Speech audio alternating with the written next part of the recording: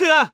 밤 11시 번화가 노래방 앞에서 뼈가 부러지는 듯한 소리와 함께 참혹한 비명이 터져 나왔습니다. 바닥에는 군복을 입은 4명의 젊은 병사들이 피범벅이 된 채 쓰러져 있었어요. 한 명은 이미 의식을 잃었고 다른 한 명은 코에서 피가 흘러내리고 있었습니다. 감히 군인 애송이들이 우리한테 대들어? 정장을 입은 건장한 남자가 쓰러진 병사의 배를 잇는 힘껏 발로 찼어요. 병사는 새우처럼 몸을 움츠리며 토를 쏟아냈습니다. 형님, 진짜 죽겠는데요. 옆에 있던 부하가 말렸지만 남자는 오히려 더 흥분했어요. 주변에 구경꾼들이 몰려들었지만 그 누구도 감히 말릴 엄두를 내지 못했습니다. 이 동네에서는 누구나 아는 조직이었거든요. 엄마. 가장 어린 병사가 희미한 의식 속에서 중얼거렸어요. 하지만 아무도 몰랐어요. 이 끔찍한 밤이 지역 전체를 뒤바꿀 엄청난 사건의 시작이라는 것을요. 과연 무슨 일이 일어날까요? 지금부터 여러분이 상상도 못할 시원한 복수극이 시작됩니다. 궁금하시다면 구독과 좋아요 꼭 눌러주세요. 그리고 어디서 듣고 계신지 댓글 남겨주시면 반갑게 인사드리겠습니다. 그럼 이 믿기 힘든 이야기를 처음부터 들려드리겠습니다. 사건이 일어나기 12시간 전인 그날, 오전 9시 육군 특수전사령부는 평소와 다름없는 하루를 시작하고 있었습니다. 휴가 나가는 병사들, 집합, 훈련장에서 울려 퍼진 목소리에 4명의 병사가 일렬로 섰어요. 모두 20 초반의 젊은이들로 얼굴에는 설렘이 가득했습니다. 그 중에서도 박민수 일병이 가장 들뜬 표정이었어요. 고향에 계신 부모님을 뵈러 가는 이틀간의 소중한 휴가였거든요. 민수야, 너 고향이 어디라고 했지? 대전이요, 상병님. 그럼 우리랑 같은 방향이네. 같이 가자. 이상훈 상병이 말했습니다. 그는 이번 휴가에서 여자친구와 만날 예정이었어요. 저희도 시내에서 놀 계획인데 혹시 합류하실래요? 김준호 일병과 정우석 일병도 끼어들었습니다. 이들은 부대 근처 시내에서 영화도 보고 맛있는 것도 먹을 생각에 신이 났어요. 그런데 이때 멀리서 한 여성이 걸어오는 게 보였습니다. 김윤이었어요. 38살의 그녀는 단정한 단발머리에 선한 인상을 가지고 있었습니다. 키가 165cm 정도로 그리 크지 않았고 평범한 여군 간부처럼 보였어요. 간부님 나오신다. 부사관이 외치자 병사들이 차렷 자세를 취했습니다. 윤희는 천천히 병사들 앞으로 걸어왔어요. 그녀의 표정은 차분했고 눈빛 속에는 따뜻함이 있었습니다. 휴가 나가는 병사들이군요. 네, 간부님. 병사들이 일제히 대답했습니다. 좋아요. 그런데 휴가 나가서 무얼 할 계획입니까? 윤희가 물었어요. 그녀의 목소리는 부드럽고 친근했습니다. 민수가 대표로 답했어요. 고향에서 부모님과 시간을 보내고 친구들과 만날 예정입니다. 그래요. 좋은 시간 보내세요. 하지만 잊지 말아야 할 것이 있어요. 윤희가 잠시 멈췄습니다. 병사들이 집중했어요. 여러분은 이 나라를 지키는 군인입니다. 휴가를 나가서도 그 자긍심을 잃지 마세요. 그리고 무슨 일이 있어도 서로 도우며 지내기 바래요. 네, 간부님. 그럼 안전한 휴가 보내고 건강하게 돌아오세요. 윤희는 미소를 지으며 손을 들어 인사했습니다. 그 모습에 병사들도 환한 웃음을 지었어요. 저 간부님은 정말 다르시네. 민수가 작은 소리로 말했습니다. 맞아. 다른 간부들과는 뭔가 달라. 진짜 우리를 챙겨주시는 것 같아.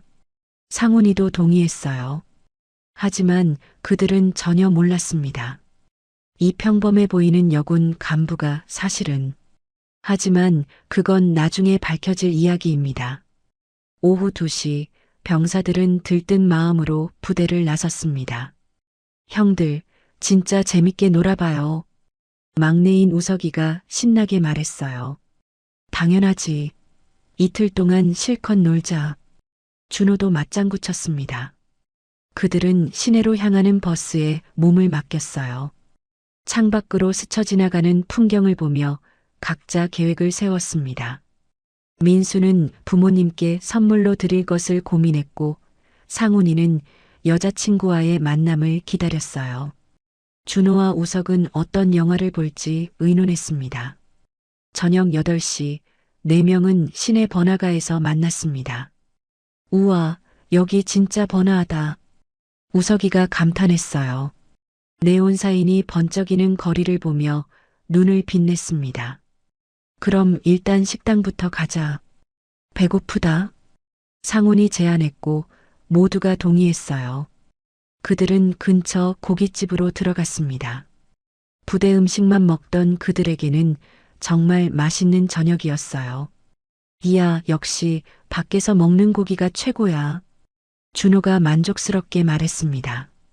맞아. 그런데 이런 날이 언제 또 올까? 민수가 아쉬워했어요. 걱정하지 마. 또 기회는 있을 거야. 상훈이 그를 달랬습니다. 식사를 마친 후 그들은 노래방으로 향했어요. 젊은이들에게 노래방은 빠질 수 없는 코스였거든요. 어디로 갈까? 여기 노래방이 엄청 많네. 우석이가 주변을 둘러보며 말했어요. 저기 있는 곳으로 가자. 깨끗해 보인다. 민수가 가리킨 곳은 파라다이스 노래방이라는 간판이 걸린 곳이었습니다. 그런데 그들은 몰랐어요. 이 노래방이 지역 조직의 세력권 안에 있다는 것을요.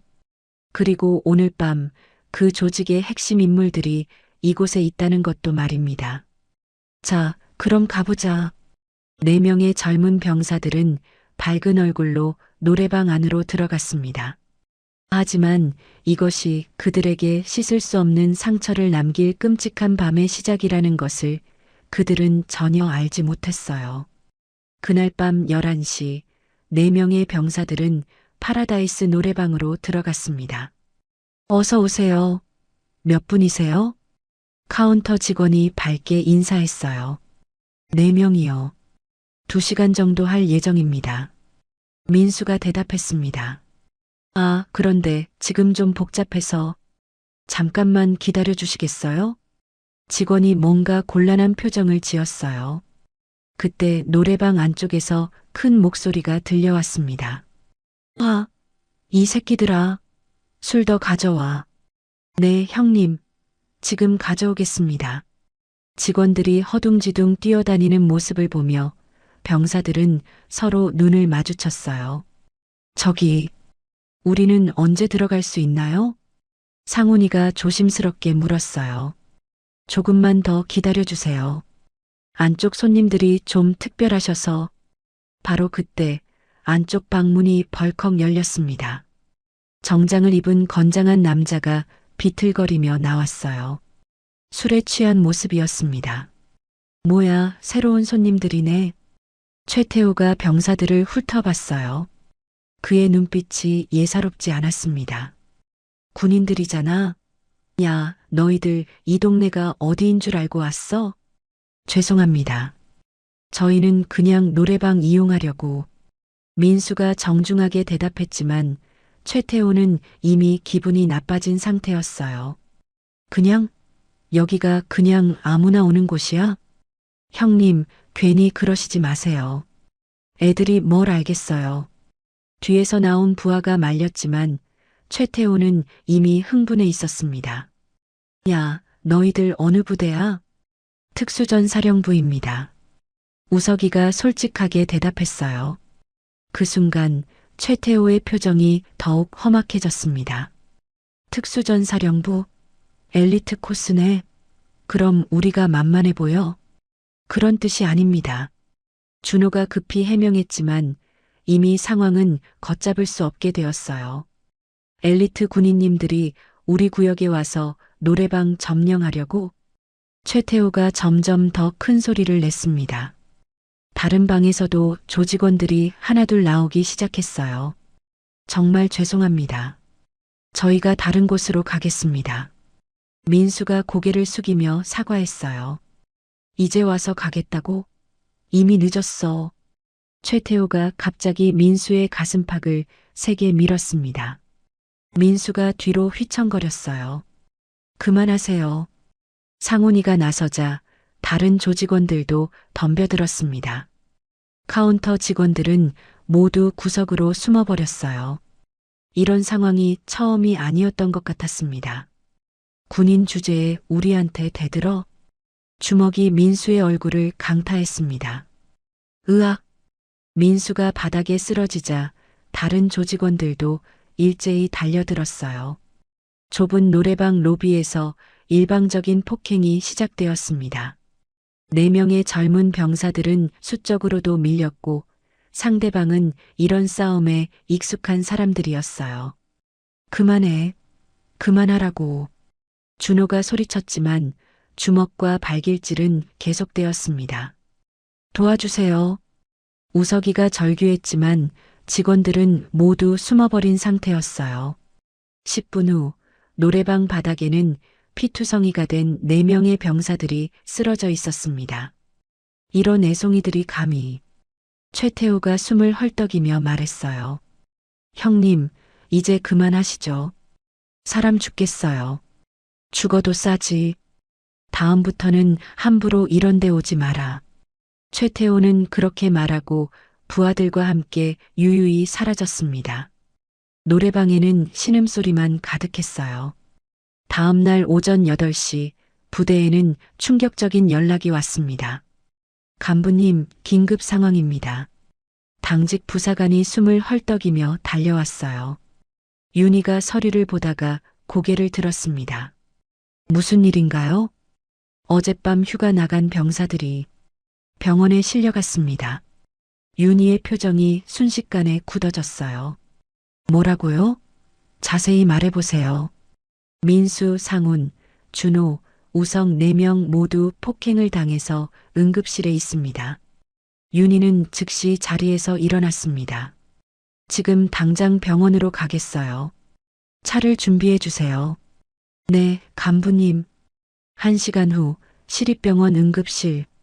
윤희가 병원에 도착했을 때 그녀가 본 광경은 참혹 그 자체였습니다. 민수는 머리에 붕대를 감고 있었고 상훈이는 코뼈가 부러져서 깁스를 하고 있었어요. 준호는 갈비뼈에 금이 가서 제대로 숨도 쉬지 못했고 우석이는 온몸에 멍이 들어 보랏빛이었습니다. 이게 대체 어떻게 된 일입니까? 윤희가 담당 의사에게 물었어요. 목소리는 차분했지만 주먹이 떨리고 있었습니다. 심한 외상입니다. 복수의 가해자에게 무차별 폭행을 당한 것 같아요. 특히 이 친구는 의사가 민수를 가리켰습니다. 뇌진탕까지 있어서 며칠은 더 지켜봐야 할 상황입니다. 윤희는 병상에 누워있는 병사들을 하나하나 바라봤어요. 어제까지 밝게 웃으며 휴가를 떠났던 그들이 이런 모습이 되어 있다니. 간부님, 우석이가 힘없는 목소리로 불렀습니다. 우석아, 괜찮아. 이제 안전해. 윤희가 그의 손을 잡았어요. 그 손이 얼마나 따뜻했는지 우석이의 눈에 눈물이 고였습니다. 저희가 뭘 잘못했는지 모르겠어요. 잘못한 게 없어. 너희들은 아무것도 잘못하지 않았어. 윤희의 목소리에는 분노가 섞여 있었어요. 하지만 병사들 앞에서는 꾹 참고 있었습니다. 그때 병실 밖에서 큰 목소리가 들려왔습니다. 쌍방폭행이야, 쌍방폭행. 군인들도 먼저 시비 걸었다고. 윤희가 병실을 나가보니 경찰관 2명이 간호사와 이야기하고 있었어요. 실례합니다. 저는 피해자들의 부대 간부인데요. 윤희가 다가가자 경찰관들이 그녀를 위아래로 훑어봤습니다. 아, 여군 간부시군요. 이름이 김윤희입니다. 김윤희 씨, 이번 사건은 쌍방폭행으로 처리될 예정입니다. 쌍방폭행이요? 제가 본 병사들 상태로는 일방적 폭행으로 보이는데요. 윤희가 차분히 반박했지만 경찰관은 시큰둥했어요. 그래도 목격자들 증언을 들어보니 군인들이 먼저 시비를 걸었다고 하더라고요. 그런 목격자들이 누구입니까? 그건 수사상 비밀이죠. 경찰관이 얼버무렸어요. 윤희는 뭔가 이상함을 느꼈습니다. 혹시 가해자들은 누구인지 아세요? 그것도 아직 조사 중입니다. 하지만 워낙 어둡고 혼잡해서 CCTV는 확인해 보셨나요? 그것도 고장 났다고 하더라고요. 운이 나쁘게도 윤희는 점점 화가 났지만 꾹 참았어요. 그럼 제대로 수사가 될 때까지 기다리겠습니다. 아, 그런데 김윤희 씨, 혹시 이 일을 크게 만들 생각은 아니시죠? 요즘 군민 관계가 안 좋은데. 경찰관이 의미심장한 말을 했어요. 무슨 말씀이신가요? 군인들이 시민들과 시비 붙었다가 다쳤다는 게 알려지면 부대 이미지에도 안 좋잖아요. 조용히 넘어가는 게 서로한테 좋을 것 같은데. 윤희의 눈빛이 차갑게 변했습니다. 하지만 여전히 목소리는 차분했어요. 제 병사들이 일방적으로 폭행을 당했는데 조용히 넘어가라는 말씀이세요? 그런 뜻이 아니라 그냥 큰 사건으로 만들지 말자는. 알겠습니다. 일단 제가 상부에 보고하고 결정하겠어요.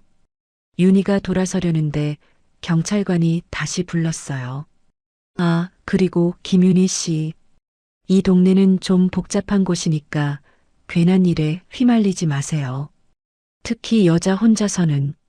그 말에 윤희가 돌아봤어요. 그녀의 얼굴에는 아무 표정이 없었지만 눈 속에는 무언가 위험한 빛이 번뜨졌습니다. 걱정해 주셔서 고맙습니다. 하지만 제 병사들을 지키는 건 제 의무니까요. 윤희는 그렇게 말하고 병실로 돌아갔어요. 병실에서 윤희는 다시 한번 병사들을 살펴봤습니다. 이들은 자신이 지켜야 할 소중한 부하들이었어요. 간부님, 저희 때문에 고생하시는 거 아니에요? 민수가 걱정스럽게 물었어요. 무슨 소리야? 이런 일 당한 너희들이 얼마나 힘들겠니? 하지만 경찰도 그렇게 말하고, 경찰 말은 신경 쓰지 마. 내가 알아서 할게. 윤희의 목소리에는 확신이 있었어요. 하지만 병사들은 몰랐습니다. 그 차분한 목소리 뒤에 얼마나 큰 분노가 끓고 있는지를요. 그리고 윤희 자신도 아직 몰랐습니다. 이 사건이 자신의 숨겨진 과거를 끌어낼 것이라는 걸 말이에요. 병원을 나서며 윤희는 마음속으로 다짐했습니다. 이대로 넘어갈 수는 없어. 반드시 진실을 밝혀내겠어. 하지만 그녀가 상대해야 할 적들은 생각보다 훨씬 더 치밀하고 위험했습니다. 그리고 곧 그녀 자신도 그들과 같은 레벨에서 싸워야 한다는 것을 깨닫게 될 거예요. 병원에서 돌아온 윤희는 하루 종일 마음이 편치 않았습니다. 경찰의 말이 자꾸 머릿속을 맴돌았어요. 쌍방폭행이라니, 그리고 조용히 넘어가라니. 뭔가 석연치 않았습니다. 분명히 뒤가 있을 거야. 윤희는 혼자 중얼거렸어요. 그날 저녁 6시 윤희는 결심을 했습니다. 직접 현장을 보러 가기로 한 거예요. 평상복으로 갈아입고 선글라스를 준비했습니다. 머리도 평소보다 더 단정하게 묶었어요. 군인 티가 나지 않게 하려고 말이죠. 혹시 어디 가시는 거예요? 동료가 물어봤지만 윤희는 대충 둘러댔어요. 잠시 개인 용무 좀 볼게요. 오후 7시 윤희는 사건이 일어난 번화가에 도착했습니다. 낮과는 완전히 다른 분위기였어요. 네온사인들이 번쩍이고 사람들로 북적거렸습니다. 윤희는 파라다이스 노래방을 찾아갔어요. 멀리서 지켜보니 겉보기에는 평범한 노래방 같았습니다. 여기서 무슨 일이 벌어진 걸까? 그때 노래방에서 몇 명의 남자들이 나왔습니다. 모두 정장 차림이었고 당당한 걸음걸이였어요. 그 중에서 가장 덩치가 큰 남자가 눈에 띄었습니다. 최태호였어요. 형님, 오늘 저녁은 어디로 가실 건가요? 부하 중 하나가 물었어요. 일단 식당부터 가자. 배가 고프다. 최태호의 목소리가 거칠었습니다. 그 목소리를 들으니 윤희는 직감적으로 알 수 있었어요. 이들이 범인이라는 것을요. 윤희는 조심스럽게 뒤를 따라갔습니다. 그들이 간 곳은 황금정이라는 고급 한정식당이었어요. 간판부터가 화려했습니다. 윤희는 맞은편 카페에 앉아서 지켜봤어요. 창문 너머로 식당 안이 보였습니다. 잠시 후 놀라운 광경을 목격했어요. 식당 사장으로 보이는 중년 남자가 최태호 일행에게 깍듯하게 인사를 했습니다. 그리고 뭔가 봉투를 건네는 것 같았어요. 저게 뭐지? 윤희가 자세히 보려는 순간 옆 테이블에 앉은 아주머니가 한숨을 쉬었어요. 또 뜯어가는구나. 뭐라고 하셨어요? 윤희가 조심스럽게 물었어요. 아, 괜찮아요. 혼잣말이었어요. 아주머니가 손사래를 쳤지만 윤희는 포기하지 않았어요. 혹시 저 사람들 아세요? 모르는 척하는 게 좋을 거예요, 아가씨. 아주머니가 걱정스러운 표정으로 말했어요.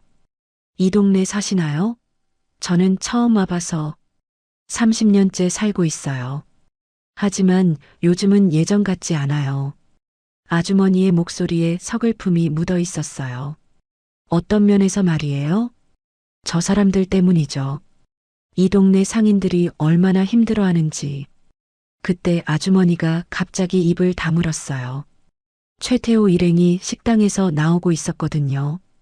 윤희는 계속해서 그들을 따라갔습니다. 이번에는 전통시장으로 향했어요. 저녁 시간이라 장사를 정리하는 상인들이 많았습니다. 최태호 일행이 한 과일 가게 앞에 멈춰 섰어요. 아저씨, 이번 달은 준비됐어? 최태호가 과일 가게 주인에게 말했어요. 형님, 이번 달은 좀 어려워요. 장사가 안 돼서. 과일 가게 주인이 고개를 숙였습니다. 60대 정도의 나이 든 분이었어요. 장사가 안 된다고? 그게 우리랑 무슨 상관이야? 정말 죄송합니다. 조금만 기다려 주세요. 기다려? 우리가 언제까지 기다려야 해? 최태호의 목소리가 점점 커졌어요. 주변 상인들이 슬금슬금 가게 문을 닫기 시작했습니다. 윤희는 멀리서 지켜보며 주먹을 꽉 쥐었어요. 상황이 뻔히 보였거든요. 아저씨, 우리도 먹고 살아야 하잖아. 최태호가 과일 하나를 집어들었어요. 그리고 바닥에 떨어뜨렸습니다. 아, 실수했네. 미안해. 하지만 그의 표정에는 미안함이라곤 찾아볼 수 없었어요. 형님, 제발. 과일 가게 주인이 떨리는 목소리로 애원했어요. 그때 윤희는 참을 수 없었습니다. 나서려고 했어요. 하지만 그 순간 과일 가게 주인이 주머니에서 돈 봉투를 꺼냈습니다. 이것밖에 없어요. 이것뿐이야? 평소보다 적은데? 다음 달에 더 드릴. 다음 달? 우리가 자선 사업하는 줄 알아? 최태호가 과일 진열대를 발로 살짝 건드렸어요. 과일들이 바닥으로 굴러떨어졌습니다. 아! 과일 가게 주인이 급히 무릎을 꿇고 과일들을 주워 담았어요. 그 모습이 얼마나 처참했는지 윤희의 얼굴이 빨갛게 달아올랐습니다. 하지만 아직은 참았어요. 더 확실한 증거를 잡아야 했거든요. 이어서 그들이 간 곳은 작은 분식집이었어요. 여기서도 똑같은 일이 벌어졌습니다. 젊은 사장님이 돈을 건네고 최태호는 시큰둥한 표정으로 받았어요. 다음 달부터는 좀 더 준비해. 물가도 올랐잖아. 네, 알겠습니다. 분식집 사장님의 목소리에는 체념이 묻어 있었어요. 윤희는 이 모든 것을 지켜보며 분노가 치밀어 올랐습니다. 이런 일이 매달 반복되고 있구나.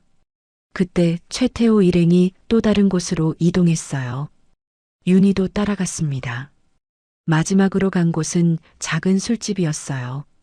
여기서 윤희는 더욱 충격적인 장면을 목격했습니다. 술집 사장님이 돈을 못 준다고 하자 최태호의 부하 중 하나가 술병을 바닥에 던졌어요. 형님께 예의를 지켜야지. 죄송합니다. 정말 죄송해요. 술집 사장님이 깨진 유리 조각을 치우며 사과했어요. 손이 베었는지 피까지 났습니다. 다음에 또 이런 일 있으면 가만 안 둘 거야. 최태호가 협박하며 나갔어요. 윤희는 더 이상 참을 수 없었습니다. 술집에 들어가서 사장님께 다가갔어요. 괜찮으세요? 다치신 거 아니에요? 아, 네. 괜찮아요. 사장님이 당황하며 대답했어요. 혹시 저 사람들이 누구인지 아세요? 잘 모르겠어요. 사장님이 시선을 피했어요. 무서워하는 게 느껴졌습니다. 혹시 경찰에 신고는 안 하세요? 신고요? 그런 건 사장님이 쓴웃음을 지었어요. 신고해도 소용없어요. 오히려 더 복잡해져요. 그 말을 듣고 윤희는 모든 것을 이해했습니다. 이 동네 전체가 그들의 손아귀에 있었던 거예요. 그리고 경찰마저도 그들 편이었던 것 같았습니다. 윤희는 술집을 나오며 마음속으로 다짐했어요. 이대로 둘 수는 없어. 내 병사들뿐만 아니라 이 모든 사람들을 위해서도. 하지만 그녀는 아직 몰랐습니다. 자신이 상대해야 할 적이 생각보다 훨씬 크고 복잡한 조직이라는 것을요. 그리고 이 문제를 해결하려면 자신의 숨겨진 과거를 꺼내야 할 때가 올 것이라는 것도 말이죠. 밤이 깊어갔지만 윤희의 하루는 아직 끝나지 않았습니다. 더 중요한 일이 기다리고 있었거든요. 다음 날 오전 9시 윤희는 지역 경찰서를 찾아갔습니다. 어젯밤 목격한 것들 때문에 잠을 이루지 못했어요. 상인들의 고통스러운 모습이 자꾸 떠올랐거든요. 안녕하세요. 어제 폭행 사건 관련해서 왔는데요. 접수 데스크에서 윤희가 말했어요. 아, 군인 폭행 사건 말씀이시죠? 담당자가 따로 있습니다. 그럼 담당자 좀 만나게 해주세요. 잠시 후 윤희는 수사과로 안내되었습니다. 김윤희 씨죠? 어제 병원에서 뵀는데 어제 만났던 경찰관이 나타났어요. 박정우 경이었습니다. 네, 사건 진행 상황이 궁금해서 왔어요. 아, 그것 때문에 오신 거군요. 앉으세요. 박정우가 의자를 가리켰지만 표정이 그리 좋지 않았어요. 수사 결과가 어떻게 나왔나요? 윤희가 직설적으로 물었어요. 그게 좀 복잡해졌어요. 복잡하다는 게 무슨 뜻인가요?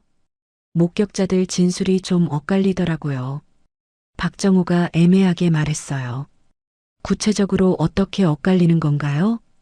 윤희가 끝까지 물고 늘어지자 박정우는 한숨을 쉬었어요. 군인들이 먼저 시비를 걸었다는 증언이 있어요. 그런 증언을 한 사람이 누군가요? 그건 수사상 비밀이라. 그때 뒤에서 굵은 목소리가 들려왔어요.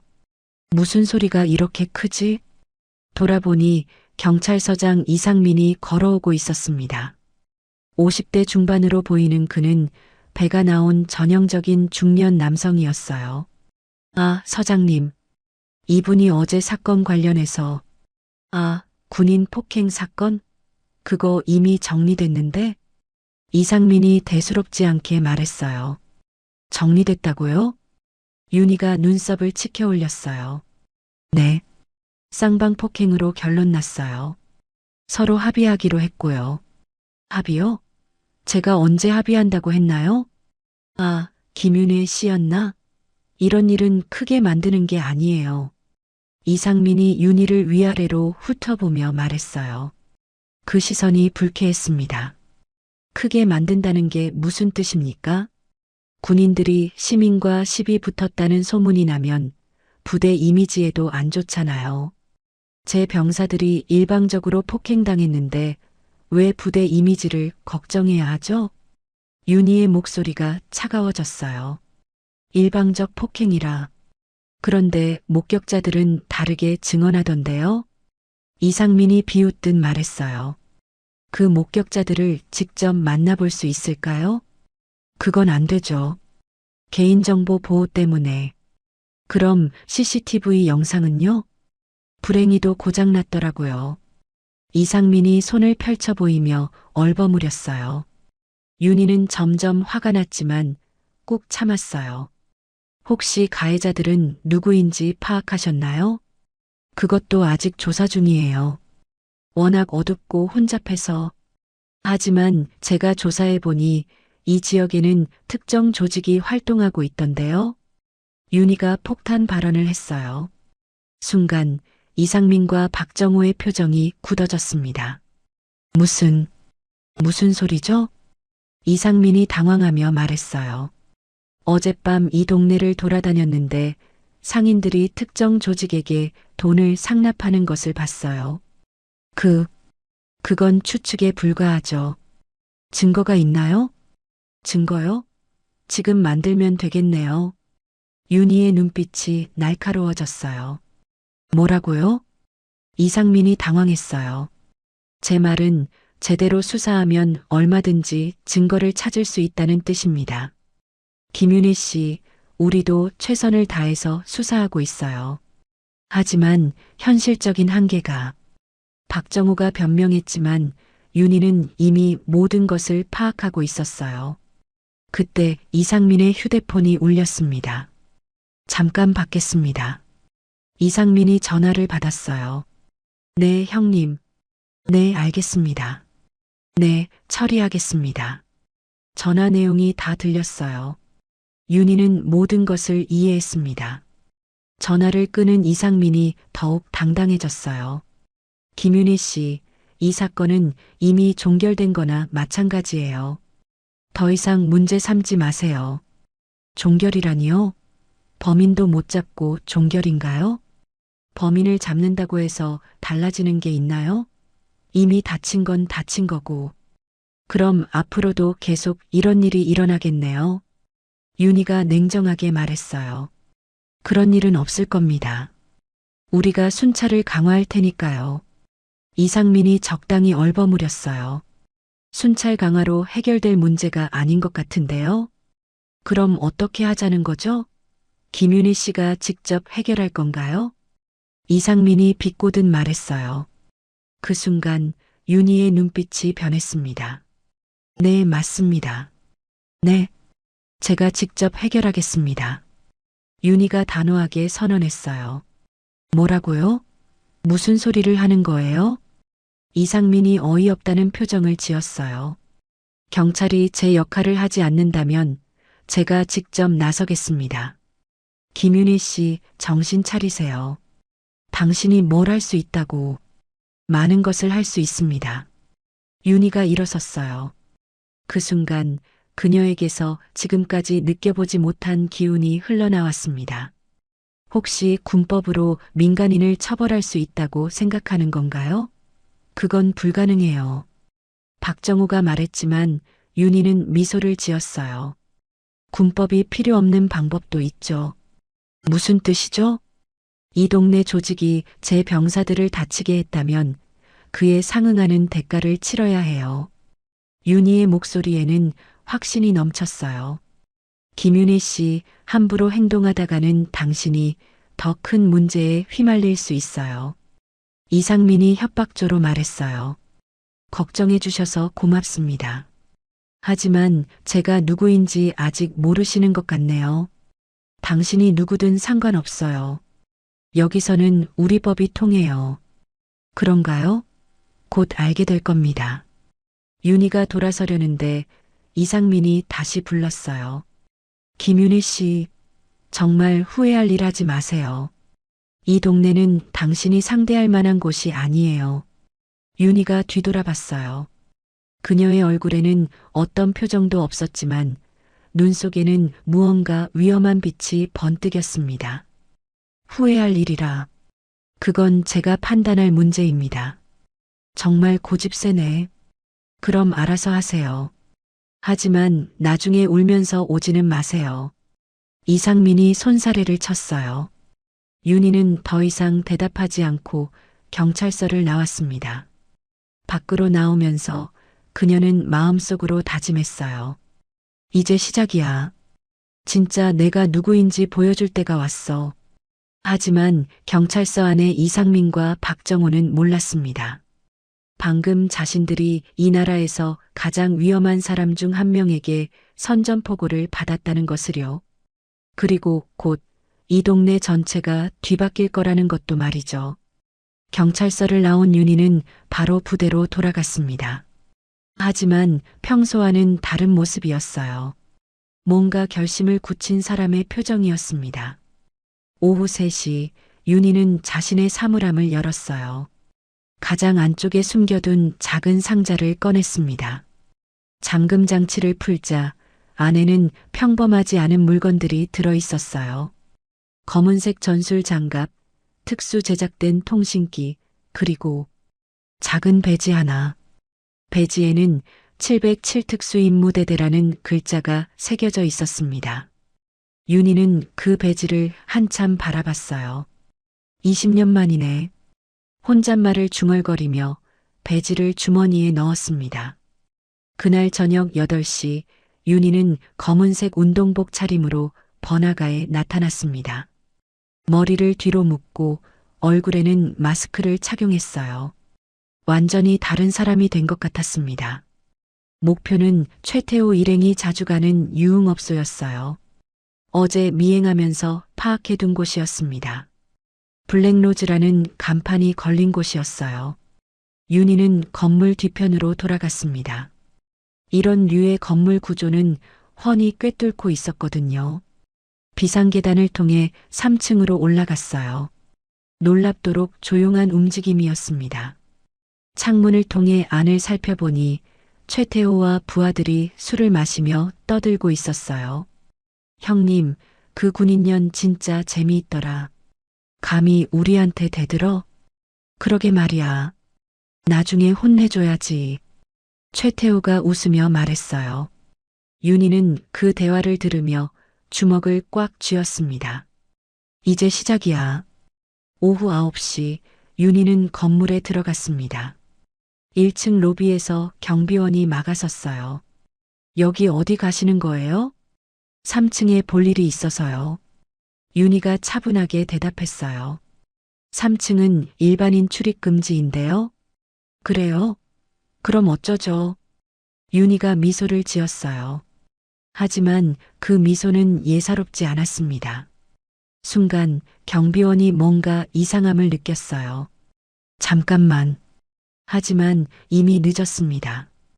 윤희의 손이 번개처럼 움직였고 경비원은 의식을 잃고 쓰러졌어요. 소리도 나지 않았습니다. 죄송해요. 좀 주무세요. 윤희가 경비원을 안전한 곳에 눕혀두고 계단을 올라갔습니다. 2층에서도 조직원 2명이 지키고 있었어요. 야, 저기 누구야? 한 명이 윤희를 발견했습니다. 잘못 올라온 것 같은데요. 내려가겠어요. 윤희가 순진한 척 말했어요. 잘못 올라왔다고? 어떻게 1층을 통과한 거야? 조직원들이 의심스러워하며 다가왔어요. 그 순간이었습니다. 윤희가 움직였어요. 첫 번째 조직원의 목 뒤를 정확히 눌러서 기절시켰고 두 번째 조직원이 놀라서 소리를 지르려는 순간 입을 막았습니다. 3초도 걸리지 않았어요.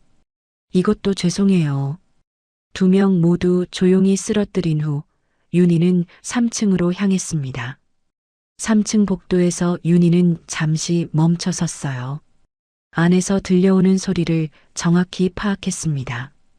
최태호를 포함해서 총 7명이 있었어요. 7명. 적당하네. 윤희는 문 앞에 섰습니다. 그리고 노크했어요. 똑똑똑. 누구야? 안에서 짜증난 목소리가 들려왔어요. 룸서비스입니다.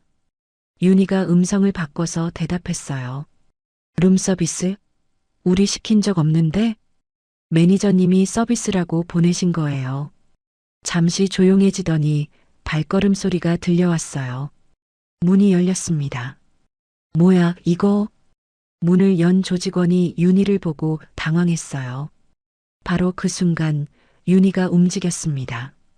조직원의 손목을 정확히 잡아 뒤틀며 안으로 밀어 넣었어요. 동시에 문을 발로 차서 완전히 열었습니다. 뭐야, 이 여자. 안에 있던 조직원들이 모두 일어섰어요. 하지만 윤희는 이미 두 번째 조직원을 제압하고 있었습니다. 아, 이 미친년. 한 명이 의자를 들고 달려들었어요. 윤희는 몸을 낮춰 의자를 피하고 상대의 다리를 걸어서 넘어뜨렸습니다. 그리고 정확한 위치에 타격을 가해 움직이지 못하게 했어요. 이 새끼, 감히. 네 번째 조직원이 주먹을 휘둘렀지만 윤희는 쉽게 피했습니다. 그리고 역으로 상대의 명치를 정확히 찔렀어요. 으악! 조직원이 숨을 못 쉬며 쓰러졌습니다. 이 모든 일이 10초도 안 걸렸어요. 뭐야? 이 여자가 뭐야? 최태호가 벌떡 일어났습니다. 남은 조직원은 그와 2명뿐이었어요. 윤희는 천천히 일어났습니다. 숨 하나 가쁘지 않았어요. 안녕하세요. 저 기억하세요? 윤희가 마스크를 벗었습니다. 어제 그 여자? 최태호가 알아봤어요. 맞아요. 어제 경찰서에서 만난 김윤희입니다. 미친년. 여기가 어딘 줄 알고. 최태호가 소리쳤지만 목소리가 떨리고 있었어요. 여기가 어디든 상관없어요. 중요한 건 당신들이 제 병사들을 다치게 했다는 거죠. 윤희가 한 걸음씩 다가갔어요. 인연을 어떻게 생각하고. 남은 조직원 2명이 동시에 달려들었습니다. 하지만 윤희에게는 상대가 되지 않았어요. 오른쪽에서 오는 주먹을 왼손으로 맞고 동시에 오른발로 왼쪽 상대의 무릎을 정확히 타격했습니다. 한 명이 무릎을 잡고 쓰러졌어요. 그리고 첫 번째 상대의 팔을 비틀어서 제압했습니다. 관절 기술이 완벽했어요. 으악, 놔줘. 하지만 윤희는 정확한 압박만 가했을 뿐 부상을 입히지는 않았어요. 이제 최태호만 남았습니다. 당신 도대체 뭐야? 최태호가 벽 쪽으로 뒷걸음쳤어요. 저요? 저는 그냥 평범한 군인이에요. 윤희가 웃으며 말했어요. 평범한 군인이 이럴 리가 없어. 당신 정체가 뭐야? 정말 알고 싶어요? 윤희가 주머니에서 작은 배지를 꺼냈습니다. 최태호가 그 배지를 보는 순간 얼굴이 새하얗게 변했어요. 707? 아시는군요. 대한민국 육군 특수전사령부 707 특수임무대대. 윤희가 배지를 다시 주머니에 넣었어요. 그리고 저는 김윤희입니다. 현재 계급은. 잠시 멈춘 윤희가 미소를 지었어요. 준장이에요. 준장? 최태호의 다리가 후들거렸어요. 네. 특수전사령부 부사령관 김윤희 준장입니다. 그리고 제가 방금 보여드린 건. 윤희가 손을 까딱거렸어요. 20년간 특수부대에서 배운 것의 10분의 1 정도예요. 최태호는 말을 잇지 못했어요. 그런데 당신들이 제 소중한 부하들을 다치게 했죠? 윤희의 목소리가 차갑게 변했어요. 저희가 잘못했습니다. 최태호가 무릎을 꿇었어요. 이제 와서 잘못했다고요? 정말 몰랐어요. 준장님인 줄 알았다면. 준장이어서 문제가 아니에요. 제 병사들이 억울하게 당했다는 게 문제죠. 윤희가 최태호 앞에 쪼그려 앉았어요. 이제부터 제 말을 잘 들어보세요. 최태호가 고개를 끄덕였어요. 첫째, 제 병사들에게 정식으로 사과하세요. 둘째, 치료비와 정신적 피해 보상을 하세요. 셋째, 윤희가 잠시 멈췄어요. 이 동네에서 완전히 손을 떼세요. 그건 어려운가요? 윤희의 눈빛이 위험하게 빛났어요. 아니에요. 하겠습니다. 다 하겠어요. 최태우가 급히 대답했어요. 좋아요. 그리고 마지막으로 윤희가 일어났어요. 다시는 무고한 사람들을 괴롭히지 마세요. 제가 지켜보고 있을 테니까요. 네, 네, 알겠습니다. 윤희는 만족스럽게 고개를 끄덕였어요. 그럼 내일까지 첫 번째와 두 번째는 실행해 주세요. 세 번째는 일주일 드릴게요. 네, 반드시. 아, 그리고 혹시 제 정체를 다른 사람에게 말하면. 윤희가 의미심장하게 웃었어요. 오늘은 인사차 온 거였다는 것만 기억하세요. 최태호의 등에 식은땀이 흘렀어요. 윤희는 유유히 방을 나갔습니다. 쓰러진 조직원들은 모두 기절해 있었지만 생명에는 지장이 없었어요. 건물을 나서며 윤희는 마음이 후련했습니다. 이제 첫 번째 관문은 통과했네. 하지만 아직 끝난 게 아니었어요. 더 큰 시험이 기다리고 있었거든요. 다음 날 오전 10시 윤희의 휴대폰이 울렸습니다. 여보세요? 김준장님이시죠? 떨리는 목소리였어요. 최태호였습니다. 네, 최태호 씨. 약속하신 대로 오늘 병원에 가도 될까요? 물론이죠. 몇 시에 오실 건가요? 지금 바로 가겠습니다. 좋습니다. 기다리고 있겠어요. 윤희는 미소를 지으며 전화를 끊었어요. 1시간 후 시립병원 앞에 고급 승용차 3대가 나타났습니다. 최태호와 그의 부하들이 내렸어요. 어젯밤과는 완전히 다른 모습이었습니다. 모두 정장 차림에 머리를 단정히 했고 손에는 큰 꽃다발과 선물 상자들을 들고 있었어요. 형님, 정말 이렇게 해야 해요? 부하 중 하나가 조심스럽게 물었어요. 당연하지. 어젯밤 봤잖아. 그분이 보통 사람이야? 최태호가 단호하게 대답했어요. 하지만 우리 체면이. 체면? 목숨이 중요해. 체면이 중요해. 최태호의 목소리에 진심이 담겨 있었어요. 알겠습니다, 형님. 병실 앞에서 최태호 일행은 긴장한 모습으로 서 있었습니다. 윤희가 나타났어요.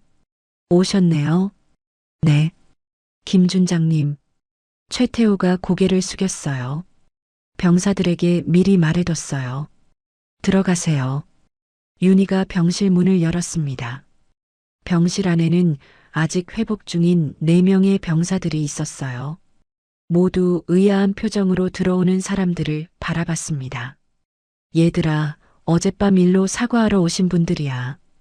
윤희가 설명했어요. 병사들의 눈이 커졌어요. 사과요? 민수가 놀라며 물었어요. 최태호가 앞으로 나섰습니다. 그리고 모든 부하들과 함께 깊숙이 고개를 숙였어요. 정말 죄송합니다. 목소리가 떨리고 있었어요. 저희가 너무나도 잘못했습니다. 변명의 여지가 없어요. 병사들은 어리둥절했어요. 그 무서웠던 조폭들이 이렇게 사과를 한다니. 괜찮습니다. 우석이가 어색하게 대답했어요. 괜찮지 않습니다. 저희 때문에 이렇게 다치시고. 최태호가 더욱 깊게 고개를 숙였어요.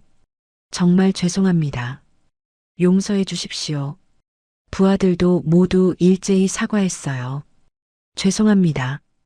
그 모습이 너무 진심 어린 것 같아서 병사들도 당황했어요.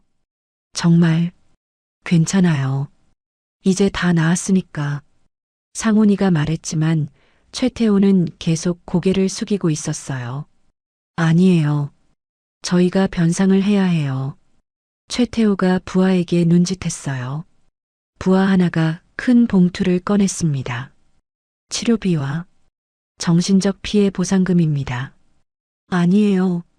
그런 건 받을 수 없어요. 민수가 손살에 쳤어요. 받으셔야 해요. 저희 마음입니다. 최태호가 간절하게 말했어요. 정말 괜찮다니까요. 아니에요. 최태호가 갑자기 큰 소리를 냈어요. 그리고는 다시 고개를 숙였습니다. 죄송해요. 제가 너무 흥분했네요. 하지만 정말로 받아주세요. 안 받으시면 저희가 더 괴로워요. 그 진심 어린 모습에 병사들도 마음이 움직였어요. 윤희가 나섰어요. 얘들아, 받아라. 당연히 받아야 하는 거야. 하지만 간부님, 너희들이 억울하게 당한 거잖아. 정당한 보상이야. 윤희의 말에 병사들이 서로 눈을 마주쳤어요. 그럼 고맙게 받겠습니다. 민수가 대표로 대답했어요. 최태호의 얼굴에 안도의 표정이 스쳤어요. 감사합니다. 정말 감사해요. 병원을 나온 후 최태호는 윤희에게 따로 말했어요. 김 준장님, 세 번째 약속도 지키겠어요. 구체적으로 어떻게 할 건가요? 이 지역에서 완전히 철수하겠어요.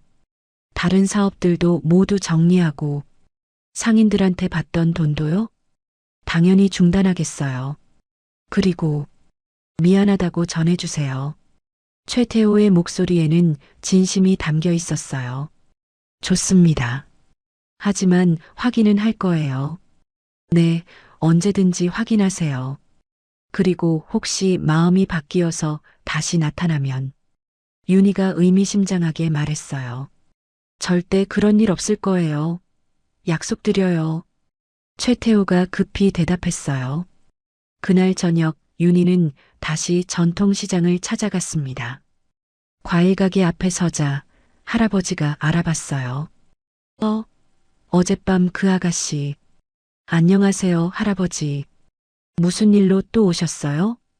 혹시 오늘 이상한 일 없으셨어요? 할아버지가 놀란 표정을 지었어요. 어떻게 하셨어요? 오늘 그 사람들이 와서 뭐라고 하던가요? 죄송하다고. 그리고 앞으로는 안 받겠다고. 그동안 받은 것도 돌려주겠다고. 할아버지의 목소리가 떨렸어요. 정말이에요? 네. 꿈인 것 같아요. 10년 동안 시달렸는데 할아버지의 눈에 눈물이 고였어요. 이제 마음 편히 장사하실 수 있겠네요. 그런데 이게 어떻게 된 일이에요? 혹시 아가씨가... 윤희는 미소만 지었어요. 중요한 건 이제 평화롭다는 거죠. 분식집도 마찬가지였어요. 젊은 사장님이 윤희를 보고 깜짝 놀랐어요. 어머, 어젯밤 그분이시네요. 안녕하세요. 오늘 특별한 일 없으셨어요? 있었어요. 큰 일이 있었어요. 사장님이 흥분해서 말했어요. 그 사람들이 와서 무릎 꿇고 사과하더라고요. 그리고 돈도 안 받겠다고. 정말요? 네. 그동안 받은 것까지 다 돌려주겠다고 했어요. 이게 꿈이에요, 생시예요? 사장님이 믿기지 않는다는 표정이었어요. 이제 마음 편히 사업하세요. 정말 감사해요. 근데 혹시 이게 아가씨 덕분인가요? 윤희는 고개를 저었어요. 저는 아무것도 안 했어요. 술집에서도 똑같은 이야기였어요. 사장님이 윤희를 보자마자 달려왔어요. 아가씨, 아가씨죠? 네, 안녕하세요. 어떻게 하신 거예요? 기적이에요, 기적. 무슨 일이 있었나요? 그 사람들이 와서 용서해달라고 빌더라고요. 그리고 앞으로는 절대 안 오겠다고. 사장님의 목소리가 떨렸어요. 그리고 받았던 돈도 다 돌려주겠다고 했어요. 다행이네요.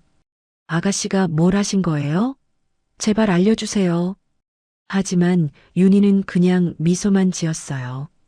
중요한 건 이제 평화롭다는 거예요. 집으로 돌아가는 길에 윤희는 만족스러운 표정이었어요.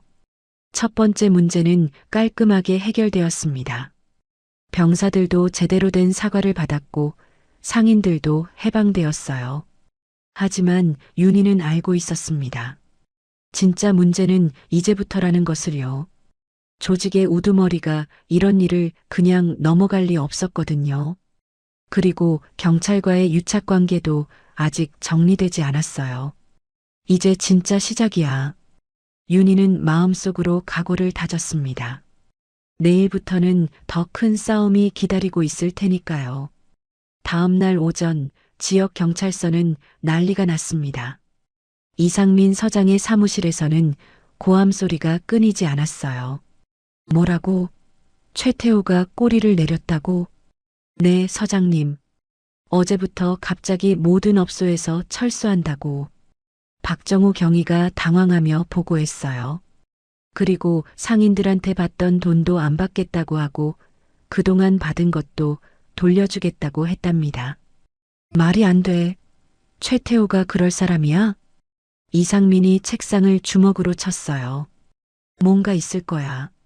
누가 압박을 가한 것 같은데. 혹시 그 여군 간부 때문일까요? 그 김윤이라는 여자? 설마 그 여자가 최태호를 굴복시켰다고? 이상민이 코웃음 쳤어요. 하지만 시간상 딱 맞아떨어져요. 그 여자가 직접 해결하겠다고 한 다음 날. 말도 안 돼. 여자 하나가 조직을 어떻게 해. 그때 전화벨이 울렸어요. 여보세요? 서장님, 큰일 났어요. 최태호의 목소리였어요. 하지만 평소와는 전혀 달랐습니다. 태호야? 무슨 일이야? 서장님, 저 이 동네에서 손 떼야겠어요. 뭐라고? 갑자기 무슨 소리야? 그 군인, 김윤이라는 사람. 보통 사람이 아니에요. 최태호의 목소리가 떨리고 있었어요. 뭔 소리를 하는 거야? 차근차근 설명해봐. 서장님, 그 사람 육군 준장이에요. 준장? 말도 안 돼. 정말이에요. 그리고 특수부대 출신이라고. 이상민의 표정이 굳어졌어요. 특수부대? 707이요. 707 특수임무대대. 전화기를 든 이상민의 손이 떨렸어요. 그럴 리가. 서장님, 저는 이제 손 떼겠어요. 더 이상 못해요. 툭 전화가 끊어졌어요. 이상민은 멍하니 전화기를 내려놓았습니다. 서장님? 무슨 일이세요? 박정우가 걱정스럽게 물었어요. 박경희, 김윤이라는 사람 신원 조회해봐. 네, 벌써 해봤는데 그냥 평범한 여군 간부. 다시 해봐. 제대로. 이상민이 소리쳤어요.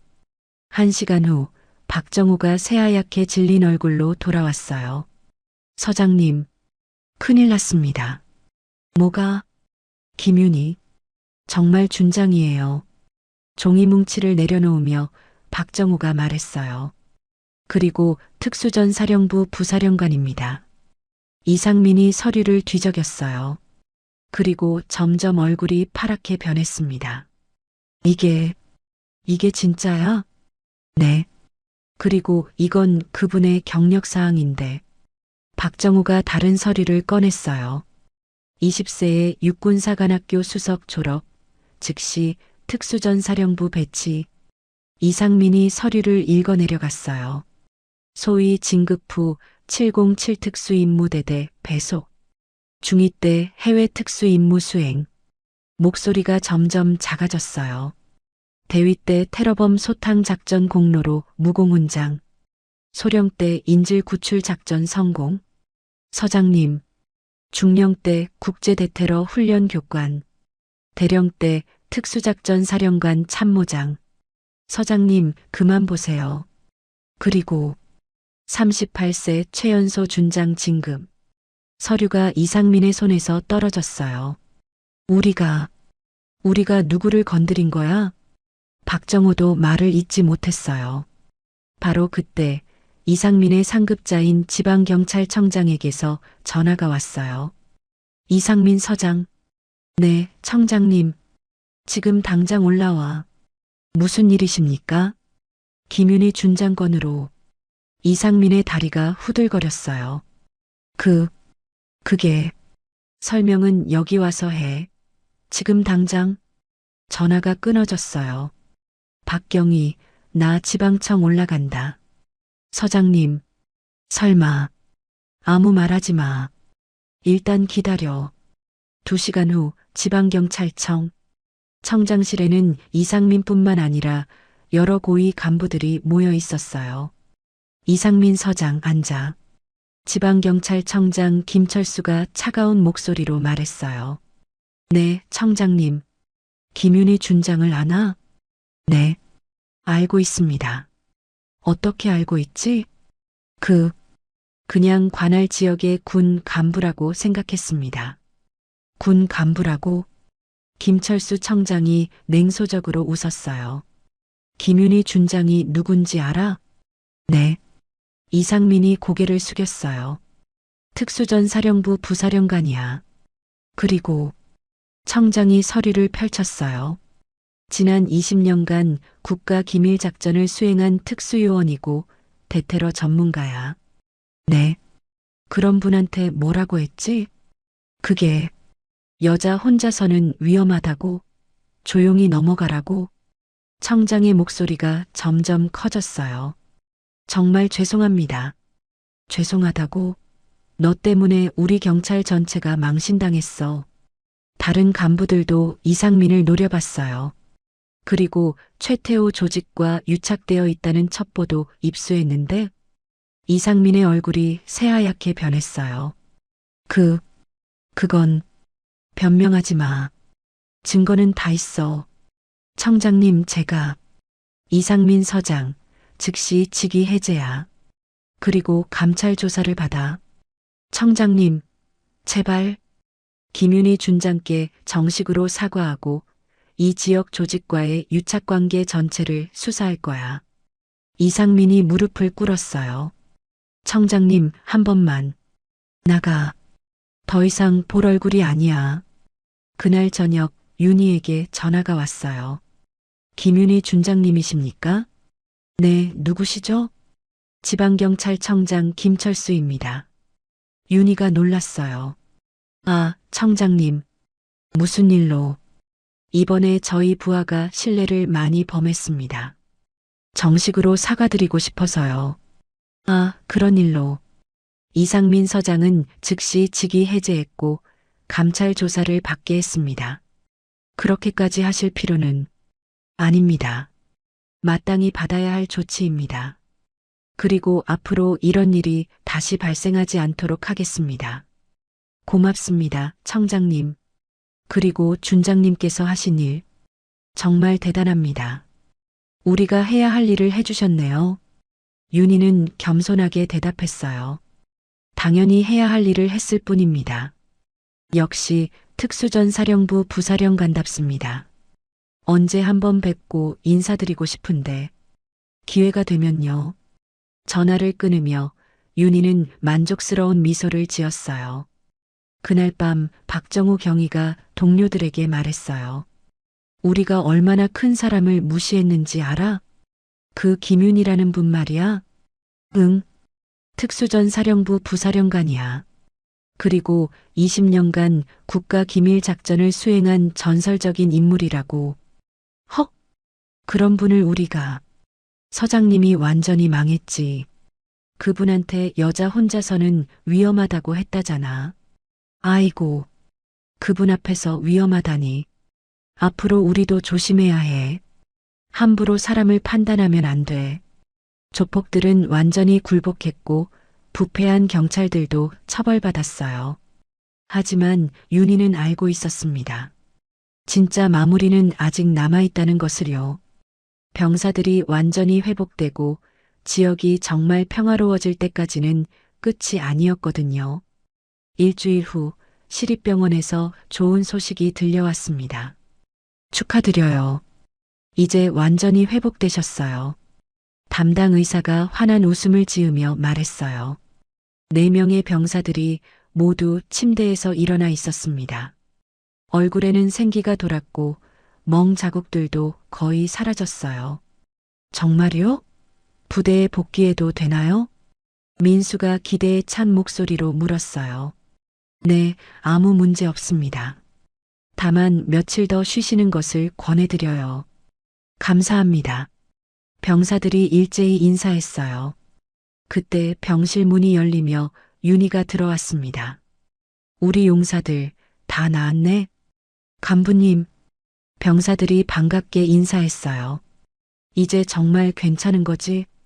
윤희가 하나하나 살펴보며 물었어요.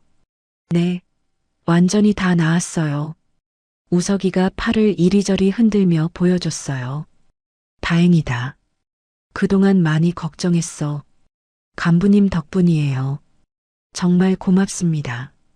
상훈이가 진심으로 말했어요. 뭘, 당연한 일을 했을 뿐이야. 아니에요. 간부님이 아니었으면. 준호가 말을 잇지 못했어요. 이제 다 지난 일이야. 앞으로는 좋은 일만 있을 거야. 윤희가 따뜻하게 미소 지었어요. 간부님, 그런데 정말 궁금한 게 있어요. 민수가 조심스럽게 말했어요. 뭐가? 그 사람들이 갑자기 왜 그렇게 달라진 건가요? 사과도 하고. 윤희는 잠시 생각했어요. 때로는 잘못을 깨닫게 해주는 것도 필요하거든. 어떻게 깨닫게 하신 건가요? 그냥 대화를 좀 나눴지. 윤희가 애매하게 웃었어요. 병사들은 더 이상 묻지 않았지만 뭔가 특별한 일이 있었다는 걸 느낄 수 있었어요. 병원을 나서는데 로비에서 뜻밖의 사람들을 만났습니다. 전통시장의 상인들이었어요. 과일가게 할아버지를 비롯해서 분식집 사장님, 술집 사장님까지 10여 명이 와 있었어요. 어머, 간부님. 분식집 사장님이 가장 먼저 알아봤어요. 어떻게 여기까지? 윤희가 놀라며 물었어요. 병사들이 다 나았다는 소식을 들어서요. 과일가게 할아버지가 말했어요. 그래서 인사드리러 왔습니다. 인사라니. 간부님 덕분에 저희가 새 삶을 살게 되었어요. 술집 사장님이 눈물을 글썽이며 말했어요. 정말 감사합니다. 상인들이 모두 깊숙이 고개를 숙였어요. 병사들이 놀라서 상황을 지켜봤어요. 일어나세요. 이렇게까지 하실 필요 없어요. 윤희가 황급히 말했어요. 아니에요. 저희가 표현할 방법이 이것밖에 없어요. 그동안 얼마나 힘들었는지. 이제야 마음 편히 장사할 수 있게 되었어요. 상인들의 진심 어린 말에 윤희도 마음이 뭉클해졌어요. 모두 다 지난 일이에요. 이제 평화롭게 사세요. 네. 그리고 이거. 할아버지가 큰 과일 바구니를 내밀었어요. 받으실 수 없어요. 아니에요.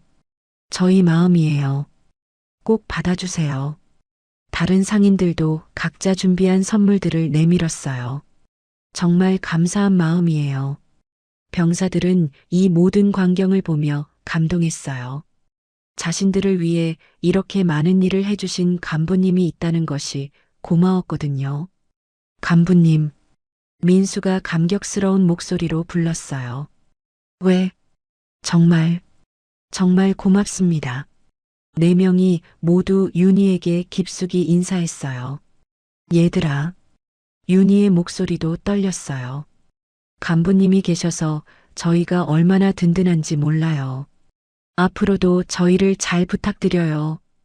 병사들의 진심 어린 말에 윤희는 뭉클했어요. 그럼 당연하지. 너희들은 내 소중한 부하들이니까. 그날 저녁 부대로 돌아온 윤희는 자신의 사무실에 앉아 있었어요. 창밖으로는 평화로운 부대의 모습이 보였습니다. 사무실 문이 열리며 동료 간부가 들어왔어요. 윤희야, 수고 많았어. 별일 아니었어. 별일이 아니라니. 지역 전체가 달라졌잖아. 그냥 해야 할 일을 했을 뿐이야. 그래도 대단해. 역시 우리 부사령관답다. 동료가 감탄하며 말했어요. 과찬이야. 근데 진짜 어떻게 한 거야? 조직 전체가 하루 만에 굴복했다던데? 윤희는 미소만 지었어요. 때로는 정확한 대화가 필요할 때가 있어. 정확한 대화? 응. 상대방이 이해할 수 있는 언어로 말하는 거지. 동료는 윤희의 말이 무슨 뜻인지 정확히는 몰랐지만 대충 짐작할 수 있었어요. 한 달 후 부대에서는 특별한 행사가 열렸습니다. 지역 주민들을 초청한 화합의 날이었어요. 전통시장 상인들도 모두 와 있었고 새로 부임한 경찰서장도 참석했어요. 오늘 이 자리는 국민 화합을 위한 뜻깊은 시간입니다. 윤희가 인사말을 했어요. 앞으로도 저희 부대는 지역사회의 평화와 안전을 위해 최선을 다하겠습니다. 박수가 터져 나왔어요. 그때 민수가 나서서 마이크를 잡았어요. 저희 4명을 대표해서 한 말씀 드리겠습니다. 얼마 전 저희가 어려운 일을 당했을 때 저희를 지켜주신 분이 계십니다. 민수가 윤희를 바라봤어요. 김윤희 부사령관님이 계시지 않았다면 저희는 억울함을 풀지 못했을 거예요. 그리고 이 지역도 여전히 어둠 속에 있었을 것입니다. 상훈이가 이어서 말했어요. 부사령관님께서 보여주신 것은 진정한 군인 정신이었어요. 준호가 말했어요. 약한 사람을 보호하고 옳지 못한 일에 맞서는. 우석이가 마무리했어요. 그런 부사령관님을 모시고 복무할 수 있어서 자랑스럽습니다. 4명이 동시에 윤희에게 격려했어요. 장례가 큰 박수로 가득 찼습니다. 행사가 끝난 후 윤희는 부대를 천천히 걸어 다녔어요. 병사들이 훈련하는 모습, 웃으며 대화하는 모습들이 평화로웠습니다. 멀리서 민수 일행이 다른 병사들과 즐겁게 이야기하는 것이 보였어요. 완전히 회복된 모습이었습니다. 윤희는 만족스러운 미소를 지었어요. 이런 일상이 계속되었으면 좋겠어. 그때 휴대폰이 울렸어요. 여보세요? 김 부사령관님, 국방부입니다. 네, 말씀하세요. 새로운 임무가 있는데요. 윤희의 표정이 진지해졌어요. 어떤 임무인가요? 해외 파견 임무입니다. 중요한 일이라. 윤희는 잠시 생각했어요. 언제까지 답변 드리면 될까요? 일주일 정도 시간 드리겠습니다. 알겠습니다. 전화를 끊고 윤희는 다시 부대를 바라봤어요. 이곳에서의 일은 끝났지만 또 다른 곳에서 도움이 필요한 사람들이 있을 것입니다. 그것이 김윤희라는 사람의 숙명이었어요. 하지만 지금 이 순간만큼은 이 평화로운 일상을 만끽하고 싶었습니다. 멀리서 병사들이 부사령관님 하며 손을 흔들고 있었어요. 윤희도 손을 흔들어 응답했습니다. 이것이 진정한 군인의 보람이었어요. 자신이 지켜야 할 사람들이 행복한 모습을 보는 것 말이에요. 해가 저물어가는 부대는 그 어느 때보다 평화로웠습니다. 그리고 그 평화를 만든 한 여성이 조용히 미소 지으며 서 있었어요. 김윤희 부사령관. 진정한 수호자였습니다. 여러분, 오늘 이야기는 어떠셨나요? 때로는 우리 주변에 평범해 보이지만 누군가를 지키기 위해 묵묵히 노력하는 사람들이 있습니다. 그들이 바로 진짜 영웅이죠. 김윤희 부사령관처럼 자신의 능력을 과시하기보다는 정말 필요한 순간에 올바른 일을 하는 것, 그리고 약한 사람들을 보호하는 것. 이것이야말로 진정한 리더십이 아닐까요? 우리도 각자의 자리에서 누군가의 수호자가 될 수 있습니다. 작은 관심과 용기만 있으면 말이에요. 이런 따뜻하고 시원한 이야기가 좋으셨다면 구독과 좋아요 버튼 꼭 눌러주세요. 그리고 댓글로 여러분의 생각도 들려주시고요. 앞으로도 더 재미있고 감동적인 이야기로 찾아뵙겠습니다. 감사합니다.